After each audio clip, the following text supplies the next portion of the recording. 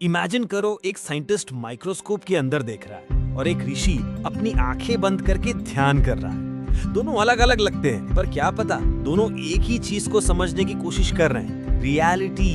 Quantum mechanics और relativity के जरिए साइंटिस्ट यूनिवर्स को समझता है और वेदांता, सांख्या, योगा, भक्ति के जरिए ऋषि यूनिवर्स को।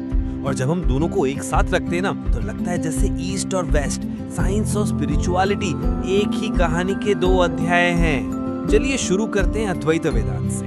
अद्वैत कहता है सब एक है, बस एक ही अल्टीमेट रियलिटी है, ब्रह्मन। क्वांटम मैकेनिक्स, जब आप इलेक्ट्रॉन को ऑब्जर्व करते हो, वो वेव भी है, पार्टिकल भी।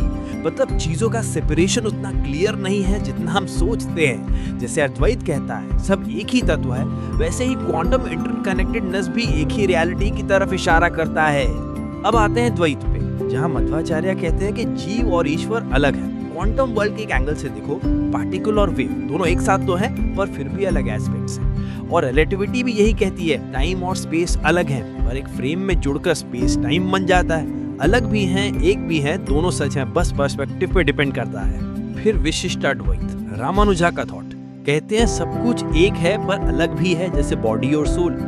रिलेटिविटी में भी ऐसा ही है, आपका एक्सपीरियंस ऑफ टाइम अलग है पर अंडरलाइंग लॉ एक ही है। ये बैलेंस ऑफ यूनिटी और डिफरेंस दोनों को एक जोड़ता है। अब आते हैं सांख्या पे। ये फिलॉसफी ने तो फिजिक्स का बेस ही रख दिया। सांख्या कहती है पुरुषा, कॉन्शियसनेस, और प्रकृति, मैटर। और क्वांटम फिजिक्स भी वही सवाल उठाता है, ऑब्जर्वर के बिना वेव कोलैप्स होता है क्या? ये तो डायरेक्ट सांख्या स्टाइल डिबेट है। और योगा मतलब इंटीग्रेशन।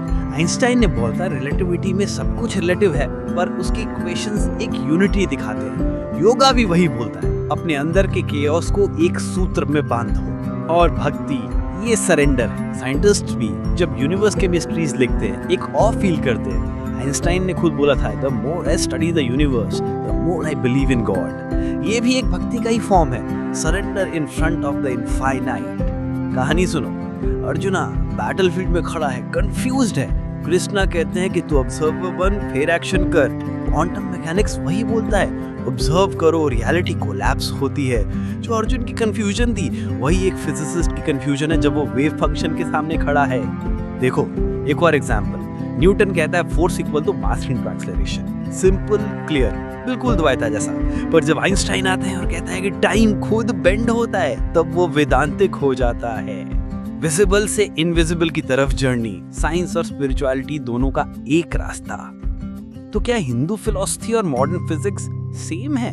एग्जैक्ट सेम नहीं है, लेकिन दोनों हमें एक ही चीज सिखाते हैं, हमारी सोच से बड़ा एक रियलिटी है। चाहे आप उसे ब्रह्मन बोलो, क्वांटम फील्ड बोलो, या स्पेस टाइम फैब्रिक। ऋषि अपने अंदर झांके, साइंटिस्ट टेलीस्कोप और माइक्रोस्कोप में, और जब दोनों मिलते हैं एक बात क्लियर होती है, हम सब इस यूनिवर्स के सिर्फ स्पेक्टेटर्स नहीं, हम खुद उस कहानी का पार्ट है। आप चाहे साइंस में हो या स्पिरिचुअलिटी में, एक चीज पक्का है, ये यूनिवर्स आपको हमेशा हैरान करेगा, और शायद इसी मिस्ट्री के लिए हम यहाँ आए। दोस्तों, अगर आपको ये साइंस स्पिरिचुअलिटी का मेल पसंद आया तो लाइक जरूर करो, शेयर करो, और कमेंट में बताओ कौन सी फिलॉसफी आपको सबसे ज्यादा रिलेटेबल लगी। मिलते हैं अगले एपिसोड में, जहां हम और ज्ञान और विज्ञान को एक साथ लाएंगे।